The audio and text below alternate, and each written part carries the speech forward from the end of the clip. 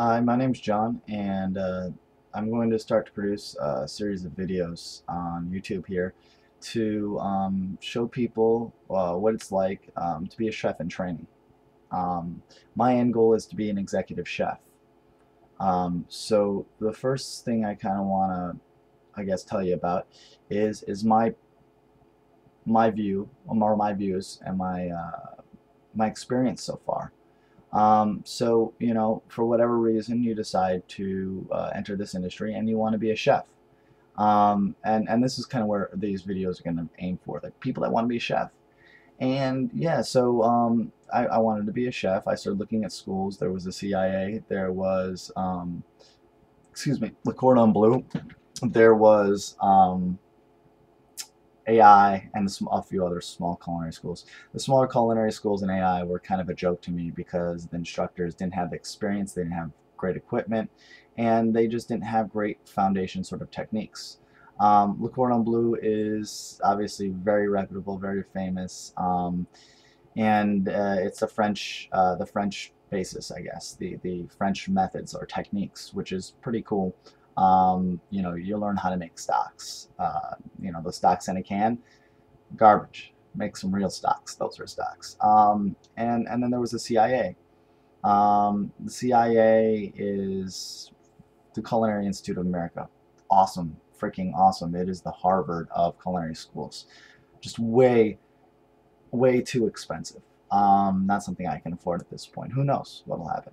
So to continue on here, I decided to go to Le Cordon Bleu and start my education there.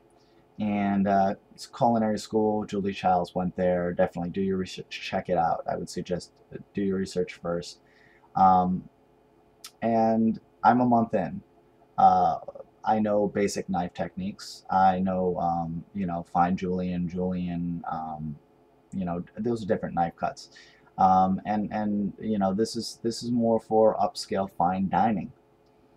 So with that said, being a month in, and I just entered the industry about a week and a half ago, I got offered a position as a garde manger, which is the cold line. So you have the hot line, you have the cold line, and you have food prep. I believe those three positions, starting with food prep, kind of get you prepared to be a chef. Food prep, I feel, hones your knife skills, and garde manger, or your cold line, is really a primer, because you learn tickets come in, you learn how to read those tickets, you learn a sense of urgency with dealing with those tickets, and you kind of you begin to kind of feel that mentality, the pressure, the stress. And I've only been one day on the cold line, so I can't talk much about that. And so basically, I I love it.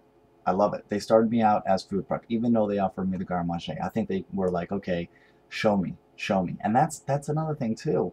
I've spoken to my instructor, I've spoken to chefs, I've spoken to people that are on the hotline at this restaurant that I work at, second largest seafood restaurant. 1,000 covers in the busy times a day. Covers people dining there. So look at it this way: if you have 500 covers on your shift, and you have, let's just say, that's basically 500 salads. And this is the cold line. Okay, so you're making 500 salads in an 8-hour period.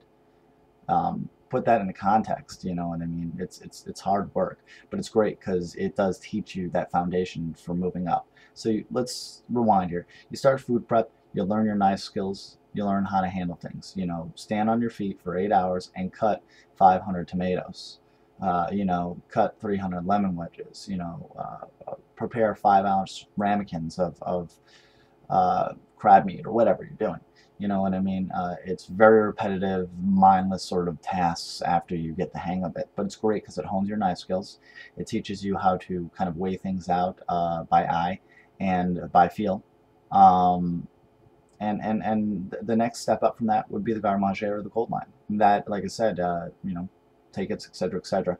Already mentioned that. And then from there you move on to the hotline. Haven't been in the hotline. Can't speak too much about it. I know it's hectic. I've watched them. It's just bam, bam, bam, bam, bam. You are a robot. You know what I mean? You are literally, your timings, everything have to be perfect. If it's not, you'll back yourself up, you'll be in the weeds. You don't want to do that a lot because you are going to be seen as a bad cook. So you want to, when you enter a restaurant, you want to show them that drive. I feel, yet again, through speaking to my instructor, chefs on the hotline, chefs on the cold line, that it is all about the drive, because they understand you don't know how it works. You know, you may be a foodie, you may be a great home cook, but it's nothing. It's nothing compared to people in the restaurant industry. Make your little chicken dish or whatever it is, make that 500 times. You know what I mean? That is the closest I can describe to being on a hotline with the little experience that I've had and what I've seen. It is very, very intensive. It is very, very crazy. And by all means, disclaimer, this is just my opinion of the situation and what I've seen. So definitely maintain that drive. Put 110% into everything you do when you enter a restaurant. And I would definitely, on that note, I would definitely say get into a restaurant first before going to culinary school. I don't necessarily think, I'm not really pissed about it. But I do have to say, okay, you know, I spent $21,000 to get into this school, okay, for 9 months and a certificate.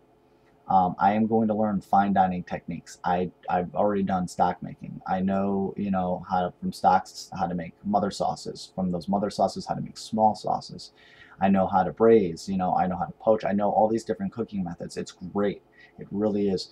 But the fact of the matter is, being on a cold line, handling salads, handling desserts, handling all these other items, you're not going to utilize those techniques until you get on that hotline. So I feel that you should kind of, you know, especially a school like Le Cordon Bleu, wait till you're on a hotline. It'll refine your techniques. That's what it feels like at this point. And because I'm doing both at the same time, I feel that it's really great. I would say don't burn yourself out. You know what I mean? And that's how I kind of feel. I'm starting to burn myself out here, but it's great because, you know, it's kind of preparing you for this situation. In the restaurant industry, there are really not set hours. You get sent home early, you can work double shifts. And that's where I'm going to go with this. Basically, a double shift. For example, let's say you're working on that cold line. You've worked that cold line for 6 months. You're just banging out appetizers. You're banging out those salads. Everything's awesome. They're loving you, right? And they say, hey, Jim over on the hotline who's doing saute, he called in sick. We need a hotline guy. Do you want to try this out? Okay, so you've just worked 7 hours or 8 hours or whatever, and then they want you to do another 8-hour shift. So, you know, it's like, do you want to pass up that opportunity if you really want to be a chef? And you will be looked at differently. You have to show that drive. You have to be like, yeah, hell yeah, I want to be on that. I'm doing it. Bam. And get on there and just bust it out. You know what I mean? And show them that this is what you want. Because they won't invest the time in you to teach you, because you're learning. And that's why I feel you should really kind of enter the restaurant industry before going to school, so you can have a clear, realistic, I guess, idea. And that's why despite my bitching here, I'm not completely upset about it, because this is nothing. I know it's nothing. I know when I eventually get on a hotline, people can call out and you can pull doubles on a hotline, and it'll show them even more that you want this, and it'll get you that much closer to your dream. You know what I mean? So definitely get in the industry before going to school, my opinion on that. And that's, you know, that's pretty much it so far. What I've experienced, you know, in the food prep is definitely knife skills. It helped me be able to cut more accurately. So basically consistency, and it definitely helped my speed. My speed is improving the more and more I'm cutting and using knives. So it's great. It's great. I should say my speed. My knife skills are improving. And yeah, you know, hopefully this hasn't been too boring. I hope I've kind of stayed focused. There is no script. This is all at the top of my head. As things progress, I'm going to try to do weekly, if not bi-weekly videos to kind of give people an idea. Because this is a series of videos I'm going to try to create to kind of give people, hey, so an idea of, hey, so you want to be a chef? Well, this is what it's like. Because I definitely feel that there wasn't anything out here like this when I started. And you know, hopefully too many people don't get pissed. You know, this is my opinion, so that this is kind of my disclaimer. I'm running on the 10-minute limit. Subscribe, spread the word, definitely, and good luck with everything you're gonna do, especially if you're in this restaurant industry. Just go for it.